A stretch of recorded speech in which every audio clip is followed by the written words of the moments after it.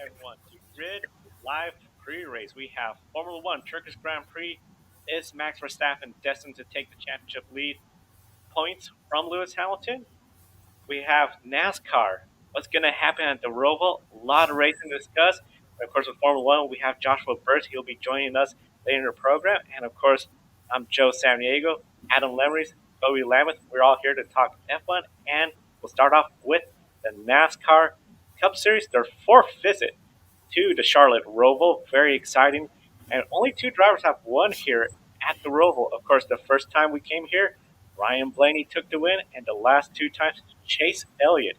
However, Chase Elliott, he is only 9 points above the playoff cutoff line, and he cannot afford a bad race.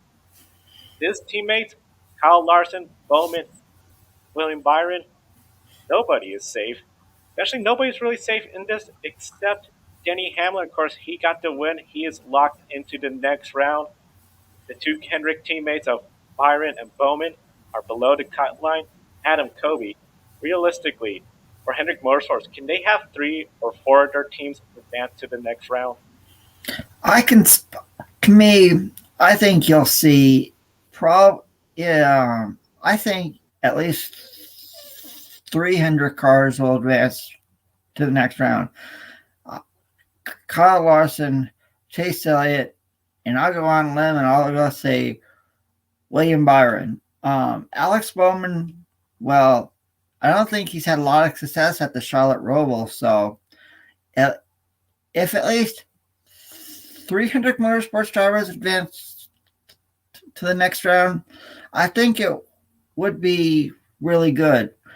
If less than that, after everything, we've said all year long that Hendrick Motorsports, peaked before the playoffs. Right now, maybe they peaked too soon. But realistically, I can see at least 3 Hendrick Motorsports teams advancing to the next round.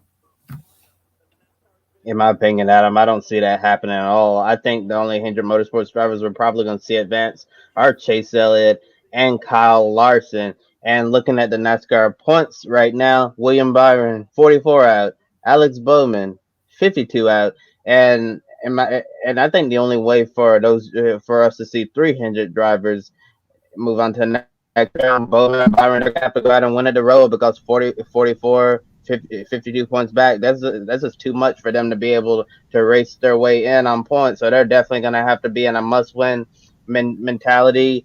And if something goes wrong for Chase Elliott or Kyle Larson at the ROVAL, we could potentially see 300 Motorsports Chevrolets out and not even advance to round 8, which is really crazy. Kyle Larson had that bad race at Talladega last week, finishing in the 30s towards the back of the field after it got involved in the accident, had the tire blowout, and considering the dominant season Kyle Larson's had, like I said on Grid Live wrap up, I think what Kyle Larson needs to do, he needs to make it through stage 1, stage 2, earn max stage points, and then he'll be good to go. But if Larson has an early exit and Kevin Harvick does well in stage 1 and stage 2, we could very well be talking about Kyle Larson eliminated from the playoffs, and that is something that I did not expect to say when we started the playoffs. But realistically speaking, Chase Elliott, Kyle Larson, I think those are going to be the only 2 Hendrick Motorsports drivers advancing to the round of 8.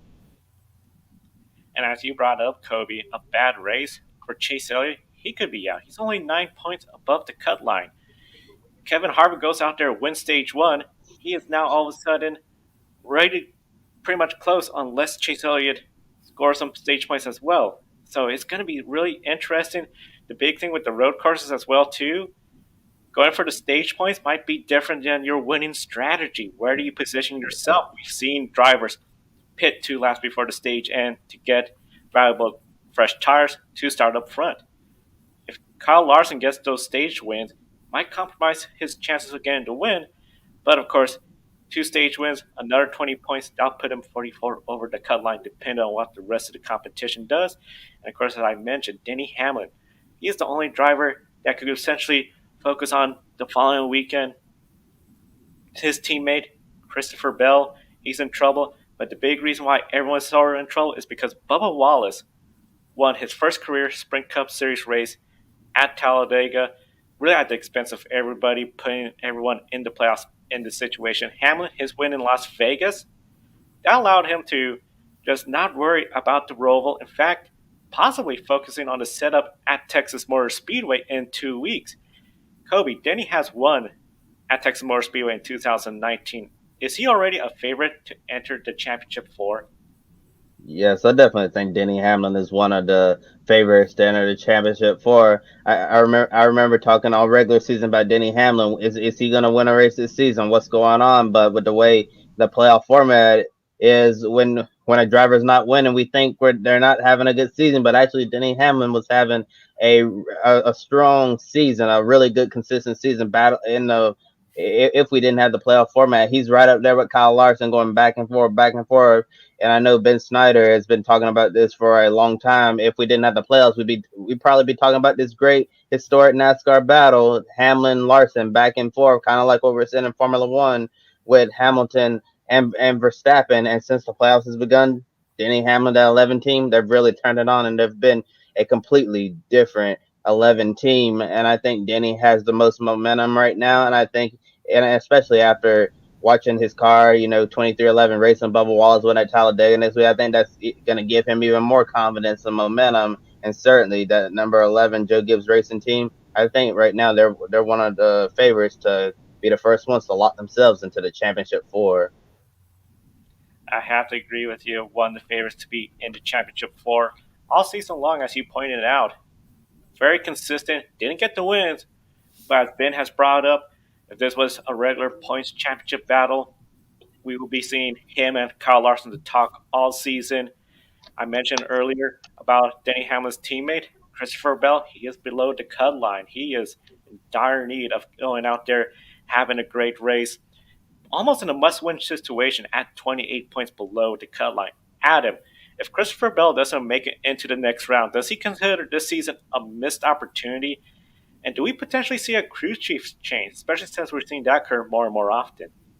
Yeah, I believe that this would be a missed opportunity for Christopher Bell. I'm really shocked that I'm shocked out of all four Gibbs cars, he really hasn't had a really strong year compared to last year.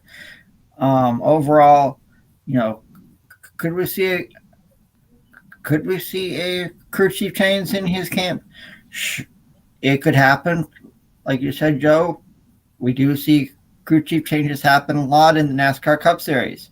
So Christopher Bell has had some opportunities to win this year, and they haven't gone his way. So we'll see what happens with him in 2022. But I think this year has been truly a missed opportunity for the driver of the number 20 car in the NASCAR Cup Series. Seems to be a missed opportunity after that Daytona win. A lot of people thought this was going to be the year he breaks through. Just that inconsistency has not really been a strength of his. One driver that got in here through consistency and has no wins, Kevin Harvick. And of course, Harvick, he is 9 points below the cut line. Chase Elliott and Kyle Busch are both ahead of him by 9 points.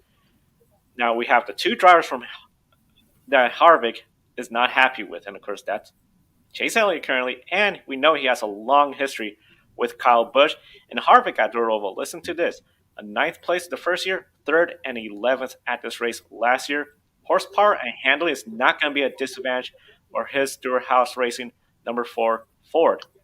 Kevin Harvick, if he wins and Chase or Kyle Busch have a bad race, one of those two could be potentially eliminated. Kobe, Adam, out of all the playoff drivers in the top 8, when it comes to this race, which driver do you feel is in most danger of being eliminated? Well, right now I have to say Kevin Harvick because he's on the outside looking in. I think for Harvick to be able to at least not have to worry about winning the race, maybe point his way in, I think he needs to take the fight to Chase Elliott and Kyle Busch. He needs to finish ahead of them in stage 1, score stage points, and if Harvick's able to do that, I think his chances of advancing would be much better. But I have to be worried because he hasn't exactly had the best luck when NASCAR's come to the ROVAL. I remember when I went down there to cover the race, I believe he had an incident and he parked it early, and it was a really frustrating day for Kyle Busch. So Kyle Busch, considering his history in the short history of the Charlotte Roval, I think he definitely needs to have a clean race, or we could be talking about an early exit for the driver to number 18 Toyota Camry. Yeah, I think I have to agree with you, Kobe. Kyle Busch really hasn't had a lot of success here at the Charlotte Roval. Um, you know, Chase Elliott has won here the last 2 times, so you gotta think he's a favorite to win tomorrow. But I gotta tell you, you know, I'm still surprised that Kevin Harvick hasn't won this year, and we'll see how he does tomorrow. I don't think he. You were mentioning Joe. His success at the Roval has been up and down. So we'll see what happens with the driver of the number 4 Stewart-Haas Racing Ford tomorrow at the Charlotte Roval. And the good news for all the drivers in the NASCAR Cup Series race tomorrow, weather on Sunday is not going to be an issue. Chances of rain are low. Charlotte Motor Speedway, they have put up some additional temporary lighting just in case, and of course there are rain tires available just in case. However, the chances do look low. We encourage everyone to comment, who do you think is going to win the NASCAR Cup Series race? Definitely share your picks with us. Try to get on the pick a winner leaderboard. The NASCAR Cup Series race at the Charlotte Roval is tomorrow, 2 p.m. Eastern on NBC. And starting off that day will be Formula One and their exciting championship battle. Yes, and NASCAR Cup Series tomorrow on NBC, and also you can be sure to check out the NASCAR Xfinity Series race later today on NBC as well at 3:30 p.m. Eastern Time after the conclusion of the current race that is on right now, the Michelin GT Challenge at VIR, IMSA GTLM, GTD classes. Really looking forward to watching some great racing there, and we also hope to see some great racing tomorrow in Formula One. This year's most intense year-long championship battle in motorsports has to be F1. Yesterday, Sir Lewis Hamilton received a 10-place grid penalty for a change in several key engine parts, but it's not a complete power unit change like we saw with Max Verstappen and Red Bull in Russia. Today, Lewis qualified first and Verstappen in third, moving up to second. Lewis won here last year. This track has several passing opportunities. Josh, was this an unfortunate change Mercedes had to make, or was it strategic to make it here in Turkey, considering Lewis's history and the following races after this round? I definitely think strategy played a factor into it. There's 6 races after this weekend to go at very high power circuits that favour the Red Bull. Mexico is what they were looking at as well. Max Verstappen has been very, very dominant there in the past, and it's a circuit where Mercedes don't like the less oxygen that gets through the car as well. Was it 2,000 meters above sea level as well? There's the highest altitude Grand Prix of the year, and every time we go there, Mercedes engines just sort of cough, and some of them even expired there as well in the past since we returned in 2015. So they're looking at that as well. They lost one in the cycle in the crash at the Italian Grand Prix as well when Verstappen mounted Hamilton as well. So he's one down as well. Last time out at the Russian Grand Prix, Verstappen took an extra everything. So he started from the back of the grid. He took a new MGU-K, which is the kinetic, and an MGU-H, which is the heat sink. He took a brand new internal combustion engine, the ICE as well. He had everything brand new and an energy store as well. Only thing that Lewis Hamilton has taken here is an ICE, the internal combustion engine, which is the V6 turbo hybrid system itself. So that is an interesting factor as well. They say they didn't need the whole power unit. So all those components together, they didn't need a new one of those. The only thing they needed was a new ice system as well being put into that car to get them to the end of the season. They have got a second one in circulation that they can make changes to and swap out if they need it. That is going to be running mainly on the Fridays, but the Saturdays and Sundays are going to be with this brand new ICE for the remainder of the year. Fingers are very much crossed it can make it as well, but one run accident, it throws him back in the title fight. Hamilton starts 11th tomorrow. Now, the furthest back a driver has ever reached the podium is 11th. Sebastian Vettel did it last year in 2020. He finished third in the race as well when he was driving for Ferrari. So Hamilton has a great choice here tomorrow if to slice through the field and get ahead there and maybe score a third place. But it's going to be the battle with Verstappen taking the lead of the title. It swings and roundabouts this year in this title, and you just have this feeling that this race here in Turkey could be the defining moment as well if Hamilton can get as many points tomorrow as Verstappen did when he started 20th last time in Russia and finished second and got a magnificent 18 points. The racing gods are with Verstappen. Yes, the racing gods are with Verstappen, and early Sunday the rain was in the forecast, but it should die down by race time. However, we saw a similar forecast for Imola, and the rain stuck around longer. Turkey is replacing the Japanese Grand Prix due to the pandemic. I hope we can go back to Suzuka next year. Max is looking to deliver a special win for with the special livery that they have this weekend, the white livery in honor of Honda and all they've done for Red Bull and in the sport. Their engine supplier is Valtteri Bottas standing in the way of Max Verstappen taking the win at Turkey. Yo, because Lewis Hamilton has said that it's been very hard for him to pass at it in Istanbul. So starting from P11 tomorrow, we don't know what's going to happen. Max Verstappen now starts second alongside Lewis Hamilton's teammate, Valtteri Bottas. I believe if Max Verstappen can get ahead of him entering turn one and Lewis has problems, it's Max Verstappen's Turkish Grand Prix to lose. And I think it'd be kind of cool, since he has this special livery in honor of Honda and everything that they've achieved in Formula One and with Red Bull over the years. Max Verstappen right now at Istanbul could be the driver to beat. Completely agree with you, Adam, as well. And there's one thing I've said it before. I don't like the fact that engine penalties for 3 units you're only allowed to use per year on an ever-expanding calendar, to which the race control themselves and the FIA said, if the race game goes above 21, you will have a 4th set of units to use. We're at 23 for next season, 22 this year. Nothing's happened.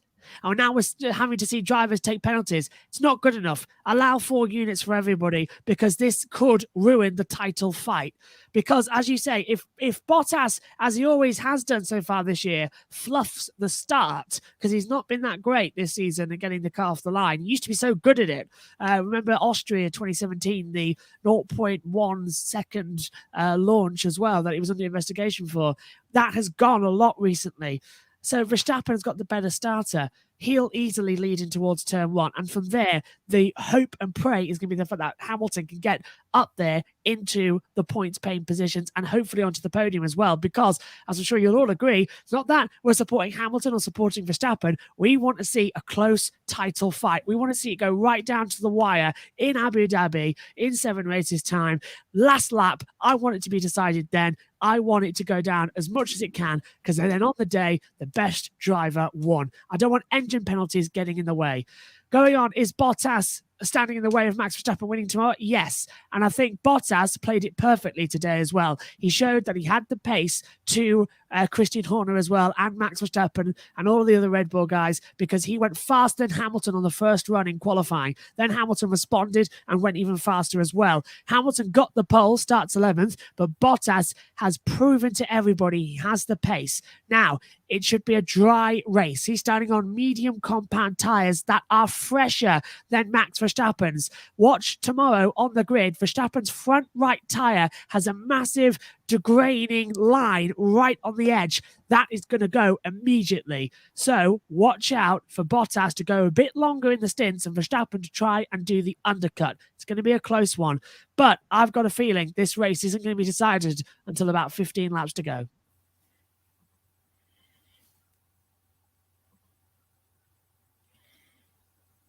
Oh, sorry about that. I was muted, but as I was saying, I think Valtteri Bottas, if he can stay ahead of Max Verstappen going into turn one, I think he can really do Lewis a solid here. And I know he doesn't like being referred to this, and they've used this term a lot. He can be a great wingman for Lewis here. Hold up Max as Lewis tries to carve his way through the field. But I also think Max is going to be strong in Turkey, and it's going to be really interesting to see how this start plays out, because it could really tell the story of how this race is going to unfold. And another close battle we're watching is Ferrari versus McLaren, with McLaren coming off the heartbreak from Russia. Lando Norris starting 7th, and the highest Ferrari is Charles Leclerc in 3rd place. Sainz has an engine penalty, and Daniel Ricciardo didn't even make it out of the latest session.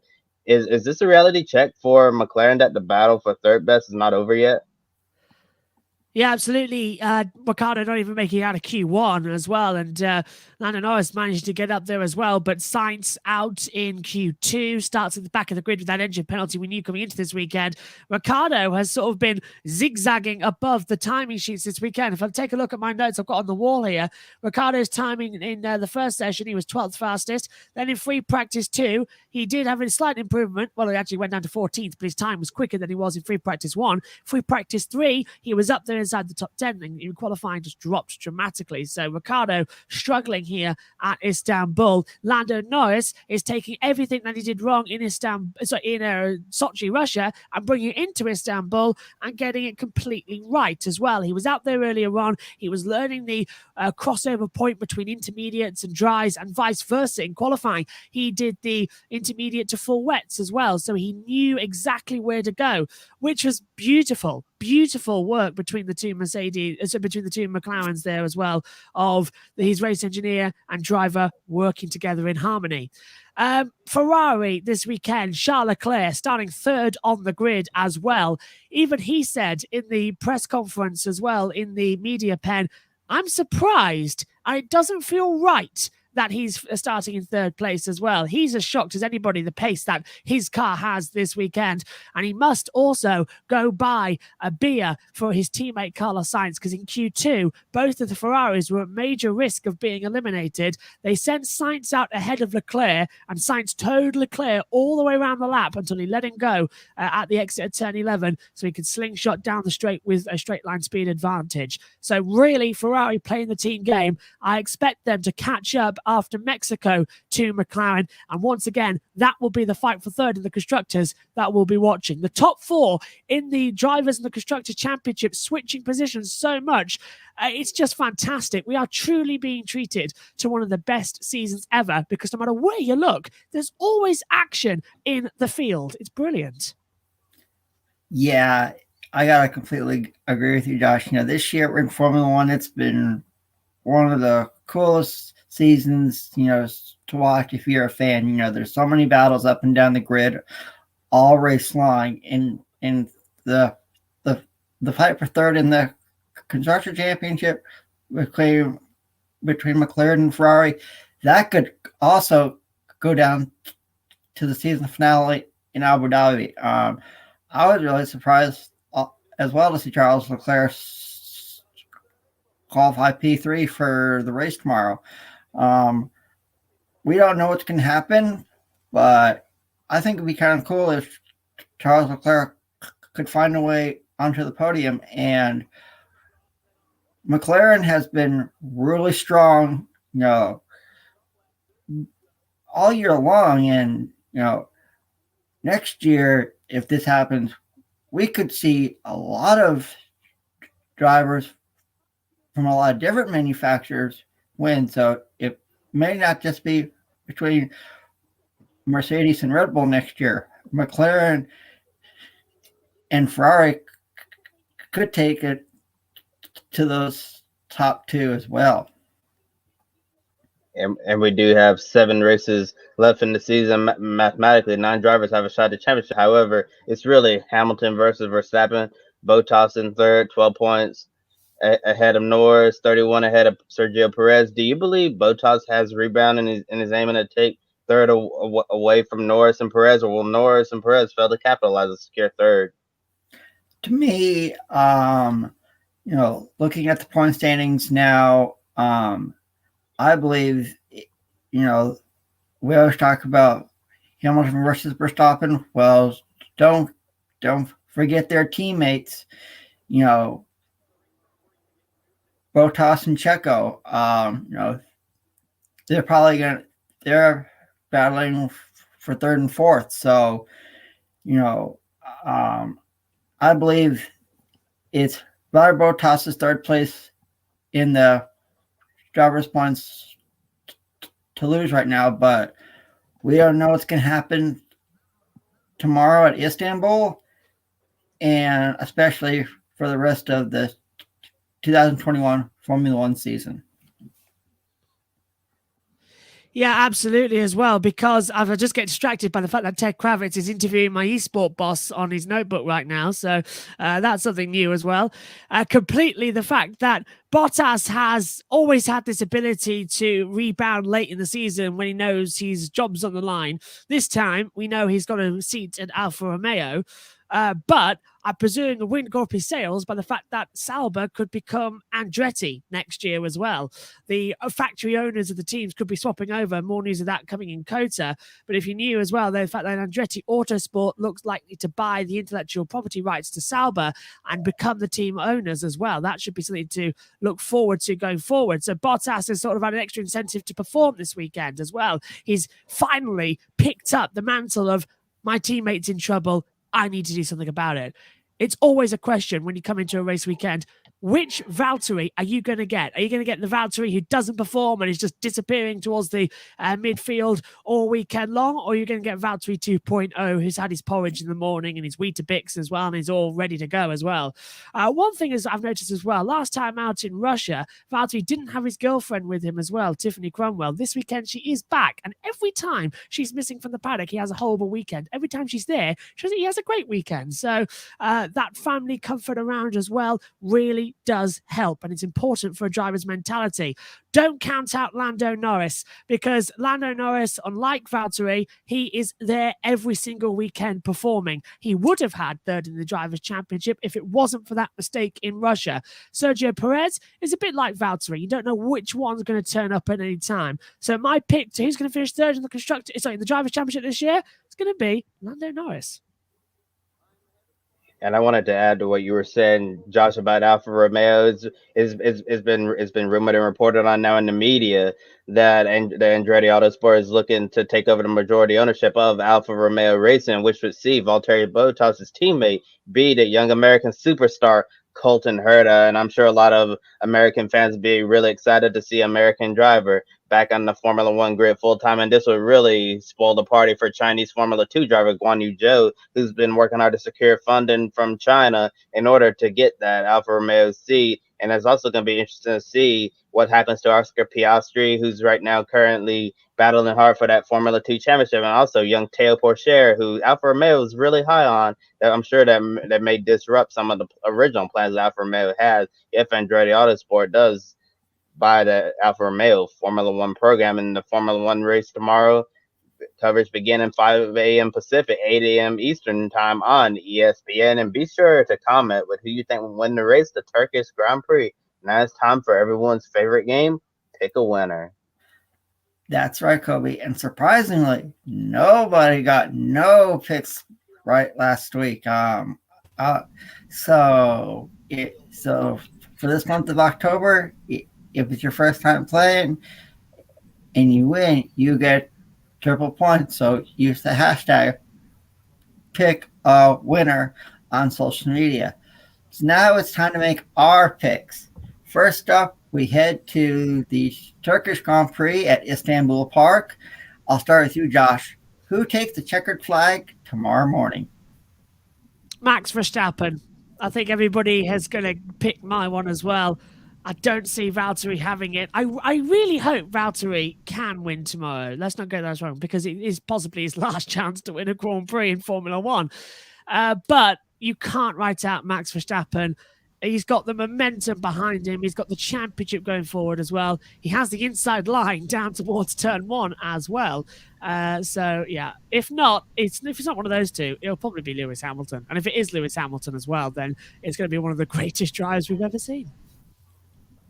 Yes, you can't count out Lewis Hamilton in any race, regardless of where he starts. We saw Max Verstappen come from the very back of the grid in Russia and almost did it. But for this time around, going with Max Verstappen to win the Turkish Grand Prix, it'll be nice to see Valtteri Bottas close out his Mercedes tenure with at least one more Grand Prix victory. But I think Max is going to have the upper hand tomorrow morning in Turkey. Yeah, I'll be unanimous with my fellow friends. I'm going with Max Verstappen as well. He's got a really cool livery on his car this weekend. And if you didn't watch the watch along on Josh's YouTube channel, his sister Megan said that it looks like vanilla with strawberry jam. Josh, correct me if I'm wrong, but I'm going with Max Verstappen in the Red Bull. I believe he'll have a great start, and I don't think anybody can catch him, not even Lewis Hamilton. It was strawberry jam with an ice cream pole as well, because the strawberry sauce you could put on as well. I don't know what, but she's gone upstairs already for her tea. She has actually now had her tea, but for dessert she has actually taken ice cream out and has got raspberry red sauce. So she'll probably come into the comment box tomorrow, and her microphone will just be covered in sticky jam that I'll have to clean for her.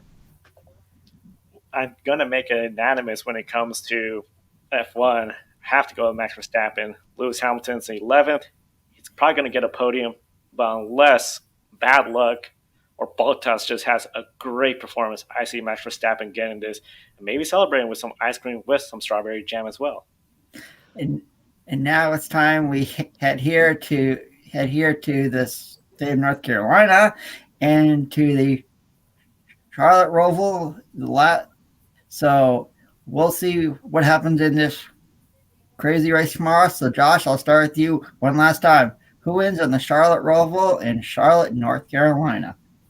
You said earlier, Denny Hamlin not won so far this year. He starts on pole position. I've got a good feeling that he could get the win, but my mind is actually going for Brad Keselowski. Starts alongside him as well. He's not had too much good luck in the past, but I'm thinking he could finally change it to tomorrow. Yeah, Brad Keselowski is a good pick, trying to win with Team Penske for the final time before he departs with that owner-driver role at Roush Fenway Racing. And I have a feeling, for the most part, most people are going to be going with either a Hendrick Motorsports driver, Kyle Larson, or Chase Elliott. Which one shall I pick? I'm going to go with the road course king right now in NASCAR. Chase Elliott thinks he gets another road course win in NASCAR. Yeah, I think I'm going to have to go with Chase Elliott as well. He's +9, on the cut line. He's always run good here. I mean, he is the defending champion. So I think we know where our colleague Joe is going. So, Joe, take us there with your pick. Yeah, I'm going to go with Kyle Larson. He's run good at the road course. Yep. When it comes to the road courses, besides Christopher Bell, the other driver to win the road courses, Chase Elliott and Kyle Larson. And an interesting fact, for pick a winner so far this year, every time Chase Elliott has won the road course, nobody has correctly picked him. So maybe this could change, but we'll see. Kyle Larson, he's going to be my pick for pick a winner. We encourage everyone to share their picks for pick a winner, and be sure to subscribe to our Patreon. Colin, Mark, Michelle, and Robin, thank you for keeping us on the air. We're very excited that we're growing up to 275 subscribers, so be sure to subscribe. Get us to that goal of 275 before the end of October. We'd love to hit 300 even. And we thank everyone for following us during our launch all the way up to now. And of course, you can follow us on TikTok, Instagram, Twitter at GridRankin and Grid_WML. In the video description, you find links to Joshua's as well as Ben's YouTube channel. Ben will join us Sunday as well.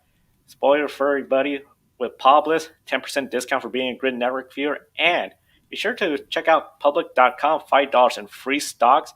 Everyone's an investor at the stock market social media page. Great tools to learn more about investing, and it's definitely worth your time. And we could thank everyone for spending their time with us right here on the Grid Network. Be sure to again subscribe. And tomorrow, approximately 90 minutes at the conclusion of the NASCAR race at the Roval, we'll be here to wrap up Formula One, NASCAR, and the newest Grid Rankin. For Joshua Burch, Adam Lemeries, and Kobe Lamets from the Podium Finish, I'm Joe Samaniego. Thank you for watching today's program. We'll see you next time. Don't be an anonymous investor. Join the stock market social media platform, public.com. Invest any amount of money and share with friends and new friends. Discover new opportunities, such as new companies and potential business partners, and useful tools for beginners, and share your experience with friends on public.com. Link in the video description gets you $5 for being a Grid Network viewer. Use the referral code GRIDnet for your free $5 to invest. Start investing and networking on public.com.